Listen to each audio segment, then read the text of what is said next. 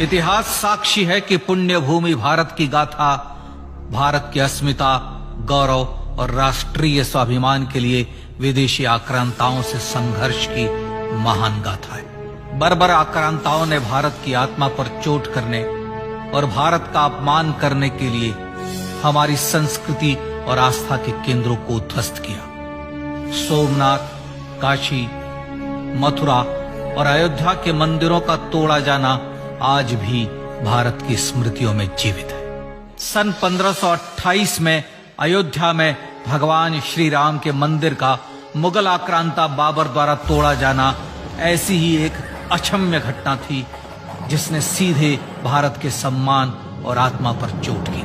कारण साफ था, अयोध्या के श्री राम के मंदिर पर आक्रमण भारत की आत्मा पर आक्रमण था। जहां हर भारतीय के रोम रोम में राम बसते हैं, वह भारत यह अपमान कैसे सहता। राम मंदिर पर आक्रमण भारत को आहत कर गया था। विदेशी हमलावर अपनी बर्बरता दिखाते गए और भारत अपने आत्मगौरव को फिर से पाने के लिए संघर्ष करता रहा।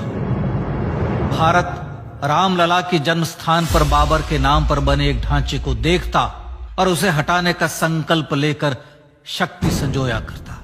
हिंदू समाज आत्मसम्मान के रण में डटा रहा और लगातार हमलावरों द्वारा बनाए गए बाबरी ढांचे को हटाने के लिए लड़ता रहा। सरयू कई बार रक्त से लाल हुई। कभी स्थानीय शासकों ने तो कभी साधु संतों और राम भक्तों ने राम जन्मभूमि की मुक्ति के लिए अपने प्राणों की आहुति दी। 74 बार युद्ध हुए। हम कुछ मोर्चे हारे, पर रण जीतने का संकल्प कभी कम नहीं हुआ। हिंदू समाज तलवारों से रक्त रंजित हुआ, पर उसने हार नहीं मानी। उसका संकल्प अजेय था। 15 अगस्त 1947 को देश की आजादी के साथ सैकड़ों सालों से चले आ रहे इस संघर्ष में नई ऊर्जा और एक नया मोड़ आया। अचानक 23 दिसंबर 1949 को बाबरी ढांचे में श्री राम लला प्रकट हुए। हजारों राम भक्त दर्शन के लिए उमड़ पड़े। तत्कालीन प्रधानमंत्री पंडित जवाहरलाल नेहरू ने उत्तर प्रदेश सरकार को श्री राम लला को विवादित ढांचे से हटाने का आदेश दिया। उत्तर प्रदेश सरकार ने अयोध्या के कलेक्टर को यह काम दिया और यह निर्देश भी कि जरूरत पड़ने पर वे बल का प्रयोग भी करें। अयोध्या के कलेक्टर ने सरकार को उत्तर दिया कि यह नरसंहार के बिना संभव नहीं है, और फिर भी वह ऐसा चाहती है तो किसी दूसरे कलेक्टर से यह काम करवा ले। परिणाम स्वरूप रामलला की मूर्ति वहीं विराजमान रही। विवादित ढांचे को बंद कर दिया गया। केवल पुजारी को सेवा अर्चना के लिए भीतर जाने की अनुमति थी। फिर भी राम भक्त विवादित ढांचे के बाहर से प्रभु श्री राम की आराधना करते रहे। भारत के हिंदू समाज के लिए चुनौतियां और बढ़ गई। मामला अदालत में गया। विपक्षी दलों द्वारा अदालत में भगवान श्री राम के अस्तित्व पर सवाल उठाए गए। उनके अयोध्या में ही जन्म लेने का प्रमाण मांगा गया। भारत का जनमानस अब आहत हो उठा था। आजाद भारत में भी हिंदू समाज को अपनी आस्था और श्रद्धा के लिए संघर्ष करना पड़ रहा था। चुनौतियों के इस समय में सन 1984 में विज्ञान भवन दिल्ली में विश्व हिंदू परिषद ने धर्म संसद का आयोजन किया। इस संसद में देश भर के संतों ने राम जन्मभूमि की मुक्ति के लिए आह्वान किया और राम जन्मभूमि मुक्ति यज्ञ समिति का गठन किया। धर्म संसद ने राम जन्मभूमि की मुक्ति और वहां भगवान श्री राम के भव्य मंदिर बनाने के भारत के जनमानस के संकल्प को फिर से दोहराया। विश्व हिंदू परिषद के नेतृत्व में मंदिर निर्माण के लिए पूरे देश में अभूतपूर्व आंदोलन की शुरुआत हुई। श्री राम जन्मस्थली मुक्ति यज्ञ समिति के साथ देश भर में राम जानकी की रथ यात्राएं निकली। राम लीलाओं में राम कथा के माध्यम से भारत का आम जन फिर से जुटा। अब सबके मन में एक ही प्रण था, एक ही लक्ष्य था। अयोध्या में जन्मभूमि पर भगवान श्री राम के भव्य मंदिर का निर्माण। सन 1989 में विश्व हिंदू परिषद द्वारा गांव-गांव से रामशिला पूजन करके अयोध्या भेजी गई। 2,75,000 गांवों से रामशिलाएं अयोध्या पहुंची। भव्य राम मंदिर के शिलान्यास का निर्णय हुआ। पूज्य संत महात्माओं और हिंदू समाज के अन्य प्रमुख नेताओं के निर्णय के अनुसार अनुसूचित जाति के प्रमुख नेता श्री कामेश्वर चौपाल ने 9 नवंबर 1989 को मंदिर निर्माण का पहला पत्थर रखा। राम जन्मभूमि पर मंदिर निर्माण के लक्ष्य की पूर्ति के लिए सन 1990 में सोमनाथ से अयोध्या के लिए श्री लाल कृष्ण आडवाणी ने रथ यात्रा की शुरुआत की। देश में जन भावनाओं का ज्वार उमड़ने लगा। श्री लाल कृष्ण आडवाणी के रथ यात्रा के साथ साथ मंदिर के लिए जन समर्थन बढ़ने लगा और छद्म सेकुलरवाद बेनकाब होने लगा। इस जन आंदोलन को रोकने की तमाम कोशिशें हुई पर सब व्यर्थ हुई। विश्व हिंदू परिषद ने देशवासियों से अयोध्या में जन्मभूमि पर मंदिर निर्माण के लिए 30 अक्टूबर और 1 नवंबर 1990 को कार सेवा का आह्वान किया। परिणाम स्वरूप लाखों राम भक्त कार सेवा के लिए देश के कोने कोने से अयोध्या आए। इससे देश की एकात्मता का विराट दर्शन हुआ। कार सेवकों को रोकने के लिए उत्तर प्रदेश के तत्कालीन मुख्यमंत्री श्री मुलायम सिंह यादव ने अयोध्या में परिंदे को भी पर न मारने देने की घोषणा की। स्थितियां गंभीर हो गई। अयोध्या से 200 किलोमीटर दूर रेलगाड़ियां रोक दी गई। अयोध्या युद्ध भूमि बना दी गई।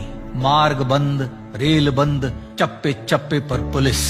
अयोध्या सैनिक छावनी में बदल गई। राम नाम पर ऐसी पाबंदी कि अर्थी ले जा रहे लोगों तक को रोका गया क्योंकि वे राम नाम सत्य कह रहे थे। लेकिन सैकड़ों किलोमीटर की यात्रा कर कार सेवक अयोध्या पहुंचने लगे। राम के गीत गाते, होठों पर हंसी और पांव में छाले लिए राम काज के लिए राम भक्त देश विदेश से अयोध्या पहुंच ही गए। कार सेवकों पर गोलियां चली। अनेक कार सेवक शहीद हुए। आजाद भारत में जन्मभूमि पर राम मंदिर के लिए कार सेवकों ने फिर एक बार अपना बलिदान दिया, पर कार सेवकों ने विवादित ढांचे पर भगवा फहरा ही दिया और इस तरह कार सेवा सफल हुई। श्री राम जन्मभूमि आंदोलन ने भारत की सुप्त आत्मा को झकझोर कर जगा दिया था। विश्व हिंदू परिषद ने फिर एक बार 6 दिसंबर 1992 को कार सेवा का आह्वान किया। राम भक्तों को कार सेवा करने देने के लिए अदालत में प्रार्थना की गई, पर अदालत ने कोई निर्णय नहीं दिया। परिणाम स्वरूप बौद्ध, जैन, सिख, स्वामीनारायण संप्रदाय, गायत्री परिवार, हर पंथ मत विचार के हिंदू एकत्र हो गए। छूत अछूत का भेद मिटा, जाति की पहचान मिटी। हम सब हिंदू, हम सब सिंधु बन गए।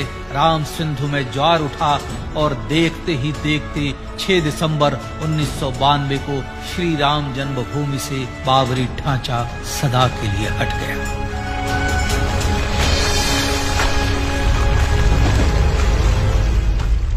यह क्षण शौर्य, न्याय और सत्यमेव जयते का क्षण था। यतो धर्मस्ततो जय का क्षण था। पर संघर्ष की गाथा यहां जाकर भी नहीं रुकी। छद्म सेकुलरवादियों द्वारा भारत और भगवान श्री राम के इतिहास को झुठलाने के लिए अदालतों में चुनौतियों का सिलसिला चलता रहा, जो 1950 से चल रहा था। हिंदू सिखों के बीच से गुजरते हुए भगवान श्री राम का दर्शन करने के लिए विवश थे। यह स्थिति थी आजाद भारत में श्री राम और राम भक्तों की। पर सत्य को तो जीतना ही था। आखिरकार देश के सर्वोच्च न्यायालय के 5 जजों की खंडपीठ ने 9 नवंबर 2019 को ऐतिहासिक निर्णय दिया और यह कहा कि अयोध्या जन्मभूमि परिसर की पूरी 67 एकड़ भूमि रामलला की, और न्यायालय ने भारत सरकार को जन्मभूमि पर मंदिर बनाने के लिए एक ट्रस्ट बनाने का आदेश दिया। सर्वोच्च न्यायालय के आदेश के अनुसार भारत सरकार ने 5 फरवरी 2020 को श्री राम जन्मभूमि तीर्थ क्षेत्र नाम के ट्रस्ट का गठन किया और राम जन्मभूमि न्यास की भूमि जो सरकार द्वारा अधिग्रहित की गई थी उसे ही नवनिर्मित न्यास को वापस दे दिया गया। 5 अगस्त 2020 को भारत के प्रधानमंत्री श्री नरेंद्र मोदी ने श्री राम जन्मभूमि तीर्थ क्षेत्र के अध्यक्ष पूज्य महंत नृत्य गोपाल दास, राष्ट्रीय स्वयंसेवक संघ के पूज्य सरसंघ चालक डॉक्टर मोहन भागवत एवं उत्तर प्रदेश के मुख्यमंत्री श्री योगी आदित्यनाथ की उपस्थिति में श्री राम जन्मभूमि पर भगवान श्री राम के भव्य मंदिर के लिए भूमि पूजन कर निर्माण कार्य का शुभारंभ किया। इस तरह लगभग 500 वर्षों से राम जन्मभूमि की मुक्ति के संघर्ष का पटाक्षेप हुआ। अपने आत्मसम्मान और राष्ट्रीय अस्मिता के लिए इतना लंबा संघर्ष विश्व के इतिहास में बेजोड़ है। श्री राम भारत की आत्मा, भारत की परिभाषा, हमारे राष्ट्रीय आदर्शों और जीवन मूल्यों के प्रतिनिधि मर्यादा पुरुषोत्तम हैं, जो हर हिंदू के होठों पर जन्म से मृत्यु तक रहे। बस यही हर हृदय में प्रार्थना होती है।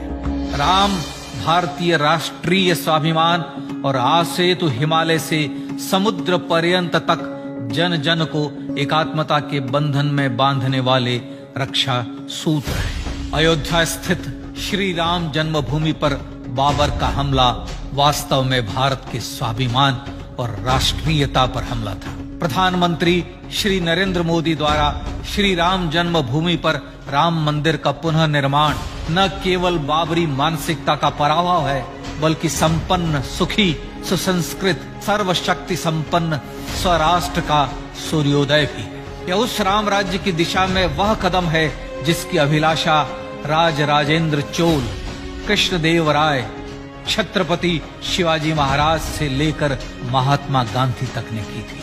अयोध्या में जन्मभूमि पर भगवान श्री राम का मंदिर न सिर्फ राष्ट्रीय गौरव होगा, बल्कि वह श्री राम के आदर्शों का राष्ट्र मंदिर होगा। अब वह महान संकल्प पूरा होने जा रहा है। आइए इस राम यज्ञ, राष्ट्र यज्ञ में जिन ज्ञात और अज्ञात भारतीयों ने अपनी आत्माहुति दी है, उनका पुण्य स्मरण कर उन्हें श्रद्धांजलि दी।